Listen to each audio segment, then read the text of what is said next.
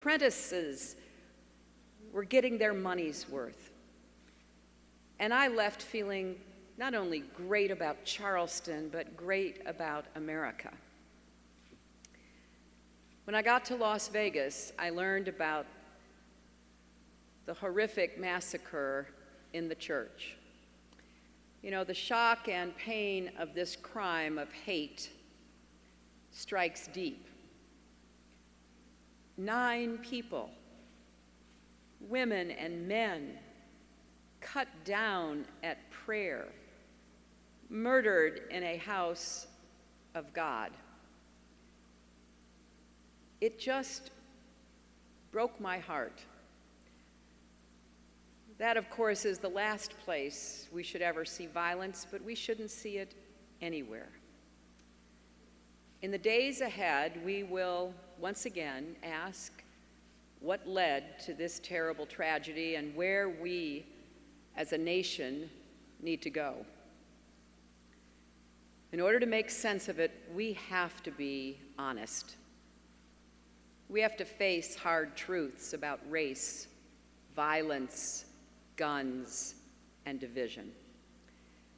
Today, we join our hearts, the people of Charleston and South Carolina, people everywhere, who pray for the victims, pray for the families, pray for a community that knows too much sorrow.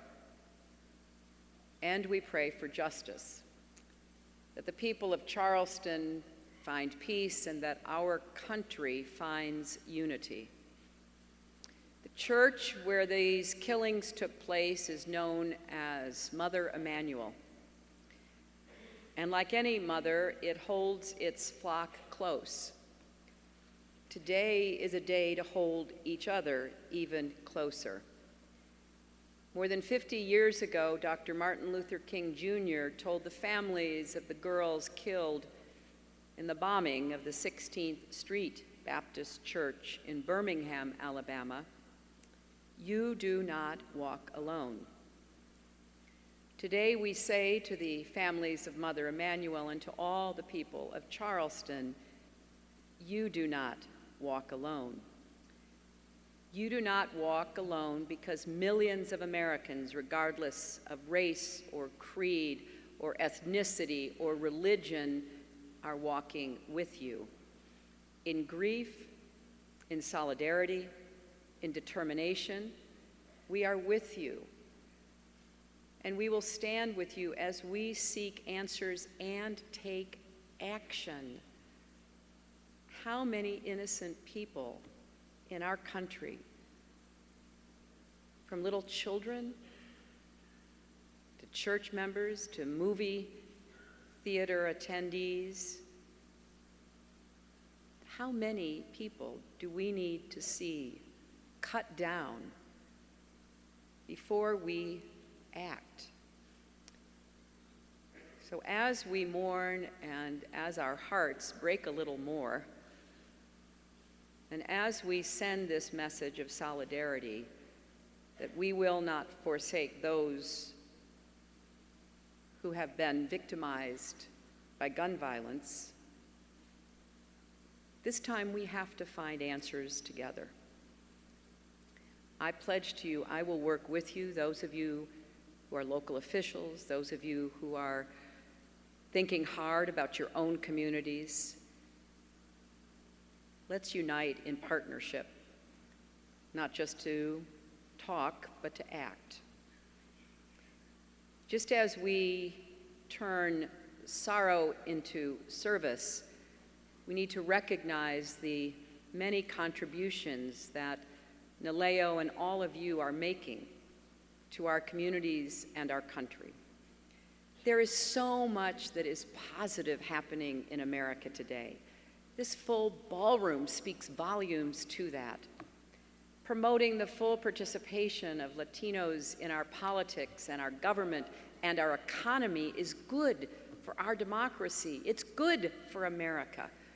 So I thank you. I know how hard it is sometimes to get out there, to put yourself on the line to run for office, to accept a difficult appointment that will really stretch you maybe even in the midst of controversy. So thank you. Thank you for being willing to be a servant leader. I also want to thank everyone who helped put this event together, especially those behind the scenes who never get the credit they deserve. Earlier, I was able to visit with some of the people who keep this hotel and city working day and night. Las Vegas wouldn't exist without the cooks and dishwashers who stand on their feet all day.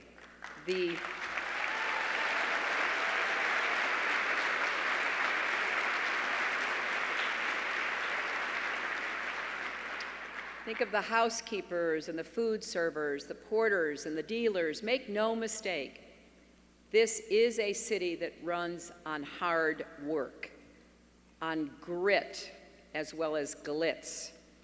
And it's that same determination and a lot of hard work and sacrifice that brought America back from the Great Recession. Across our country, Americans made new beginnings. You worked extra shifts, you took second jobs, you postponed home repairs. Families figured out how to make it work. When I was in Las Vegas in 2007, I was going door to door in neighborhoods that were right on the brink of massive foreclosures. And I was just talking to some of the elected representatives from those neighborhoods earlier, and they were telling me how slowly people are pulling themselves back. So we're standing again, but we're not yet running the way America should run. This past Saturday at the Four Freedoms Park in New York City, a tribute to Franklin Roosevelt's presidency and his Four Freedoms speech, I laid out 4 fights that we must wage and win together to make our economy and our country work for every American. First, build an economy for tomorrow, not yesterday. Second, strengthen America's families, the foundation of everything we are. Third, harness all of our